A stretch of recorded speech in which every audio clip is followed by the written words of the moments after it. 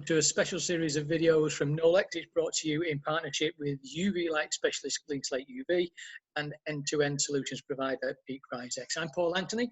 I'm the conference producer for Knowlex, and I'm joined by Dr. Carolina Koutras. She's Director of Clinical Research at CleanSlate UV.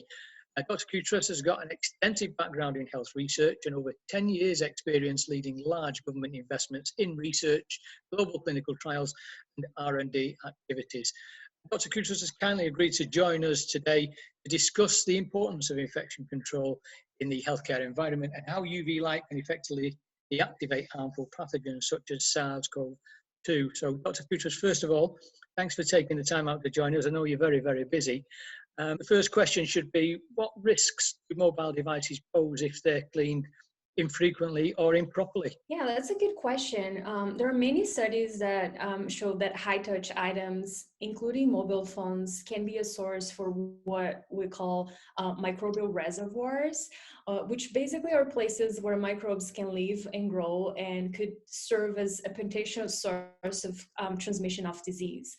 So when these microbes infect a person, we call this whole process a chain of infection. If these mobile devices are poorly cleaned or not cleaned often, what it does is that it creates these reservoirs and really increase the chances for germ transmission and getting sick. Now, with increasing digital adoption in hospitals, the mobile devices belonging to healthcare workers can be a source for pathogens. And there's research showing that up to 21% of these mobile phones belonging to healthcare workers can be contaminated with pathogens, including MRSA, VRE, other types of superbugs, which can lead to nosocomial infections. And that's something that we would always want to avoid. And that's why it's so important to recognize that hand hygiene needs to be integrated with device hygiene to help minimize that risk of cross-contamination and ultimately break the chain of infection to make the hospital environment safer for healthcare workers,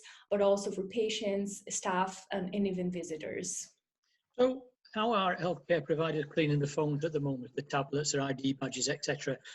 How are they doing it now, and how effective are the methods that they're actually using? There are no formal guidelines, and we also know that in general, device hygiene compliance is poor among healthcare workers, ranging between only 13 and 37% of these healthcare workers reporting that they clean their devices, and many reporting that they don't clean it at all. Traditionally, chemicals and chemical wipes in particular have been used in healthcare for device hygiene. Obviously, the use of chemical wipes can be time consuming because they do require a contact time as well as a drying time to be effective. So some manufacturers that will provide instructions, and that contact time can range from 1 to 10 minutes, which is a very long time. And we also hear a lot of concern about chemicals damaging the expensive screens of these small electronics as well as other features of these devices, and even leaving chemical residues after the drying time on the screens. But in general, when we think about wipes, what you have to consider is that human factor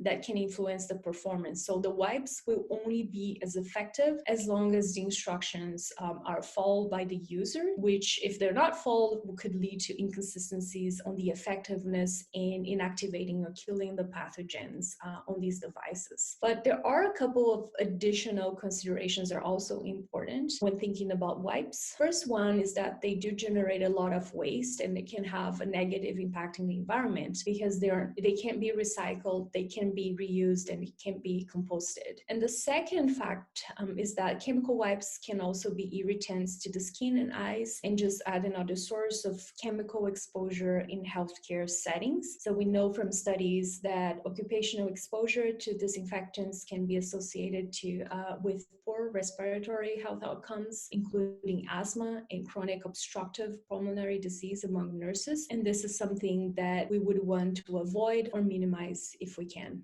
And CleanSlate uses germicidal UV light in their sanitizer. So how does UVC light affect the harmful viruses and of course the bacteria such as MRSA and SARS-CoV? So germicidal UV refers to ultraviolet C light technology that specifically targets the molecular bonds of the DNA and RNA structure of bacteria and viruses, and induces what we call a molecular damage that prevents these microorganisms from replicating or duplicating. And the CleanSlate UV uses a 200 254 nanometer wavelength of UVC, which is super powerful and certainly can completely inactivate any microorganisms that are found in the surfaces of the devices that go inside the CleanSlate. However, it's important to know that the UVC light only works through line of sight. So when these surfaces that have pathogens, they have to be exposed to UVC light so they can be properly sanitized. And then any users looking for UVC devices as a sensitization option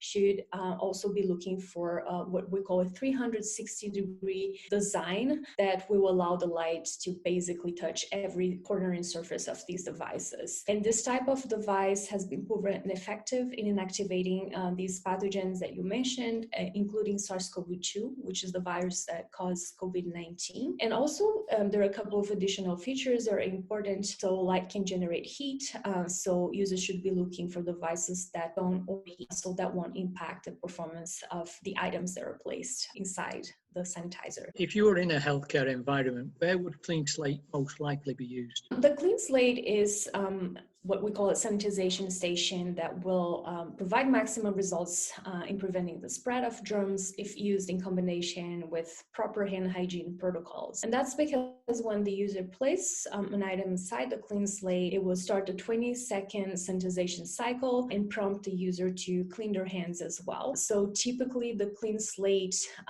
is placed in strategic locations that are always near hand hygiene stations at a point of care, as well as in high traffic areas. So the users are encouraged to improve their personal hygiene, which includes both hand and device hygiene. In terms of these critical care areas, typically these are intensive care, operating rooms, cancer wards, and all of these areas where strict hygiene protocols are in place and are essential for to patient safety. In high traffic areas usually include entrances and exits, canteens, ward entrances. A couple of other locations that are very common are conference rooms, nursing stations, and all these general areas in public spaces that link critical and non-critical areas of the hospital. So you've mentioned, and you spoke about it a little bit earlier, that UVC works on non-porous surfaces such as phones, such as tablets. Can it be used to sanitize other items? Yeah, so the CleanSlate has been proven efficient in sanitizing non-porous surfaces on all critical items, and that would not only include smartphones and tablets, but also keys, ID badges, pagers, walkie-talkies, and an additional other items that you can find in the hospital as well. And it will not cause any damage to non-porous materials. So if you, for example, have an ID badge with a lanyard or a smartwatch with the leather strap, that can go inside the CleanSlate and will not cause any damage. The UVC light will not damage the fabrics. Our research and development department at CleanSlate is continuously conducting research on different types of materials, including porous and non-porous materials. So we continue to validate the use of UVC light on different materials, and we share our research on our website. So if anyone is interested, I would encourage them to check it out and also just reach out with any questions. So the sanitizer, as you mentioned, only takes 20 seconds to complete a cycle, which to me sounds pretty quick. But there are no visible differences when you look at an item or a device when using UVC light. So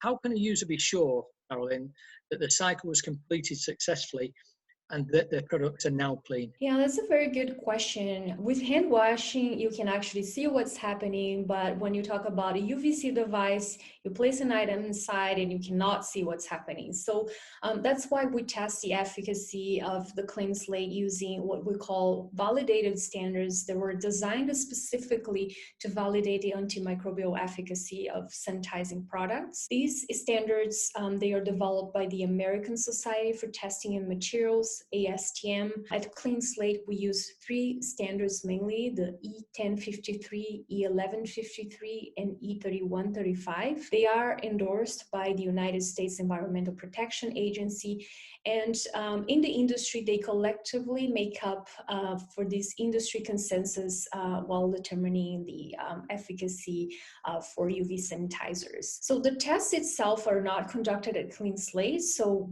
to avoid any bias, we hire independent third-party labs, and they will run a series of microbiology and molecular biology testing to validate that the light will actually inactivate the pathogen. In using these standards, we have been able to prove that up to 99.9998% of pathogens, including MRSA, VRE, E. coli, C. difficile, and even the human coronavirus, including SARS-CoV-2, can be inactivated in the CleanSlate. And in addition to that efficacy testing, we also offer a feature that's called the built-in fail-safe. And what it means is that if the light bulbs in the CleanSlate don't reach full power that is required to achieve minimum efficacy, the device itself will not work. And through our app, owner or the authorized users can actually get a snapshot and diagnosis of the device status, so constantly monitoring if the CleanSlate is working properly, if the bulbs need to be replaced, and just everything that is going on in the device, so they can rest assured that it is working and it is inactivating the pathogens. It sounds an amazing product, and I've got to say thank you very much indeed to you for joining us today. Don't forget you can visit Peak-Ryzex and CleanSlate UV on stand 16, where you'll be able to experience the sanitation power of UV light firsthand, and you can put a free trial of CleanSlate UV. We'll see you in the next episode, where we'll be discussing the effectiveness of UV light for our nurses working on the front line. For now, Carolina, thank you very much for joining us. It's been a pleasure talking to you.